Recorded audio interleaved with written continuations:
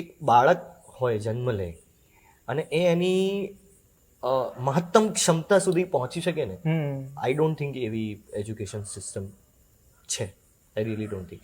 Of course એમાંથી ઘણા બધા લોકો પહોંચી પણ શકે છે, ઘણા બધા લોકોને માર્ગદર્શન મળે છે, અને અલ્ટિમેટલી સિસ્ટમ માણસોએ જ બનાવી છે અને માણસોથી ભૂલ થાય છે. તો એ જે બાળકનું જે ફૂલ છે ને એ પૂરેપૂરી રીતે ખીલી શકે ને, આઈ થિંક હજુ એવી નથી એજ્યુકેશન સિસ્ટમ. અને એમાં જે ઉપરની જે વસ્તુઓ છે કે ખાલી માર્ક્સ પાછળ ભાગવું, ગોખણ પટ્ટી, વિષયને પૂરા રસથી ભણવું નહીં, અને દરેક સ્ટુડન્ટનો રસ અલગ હોઈ શકે છે.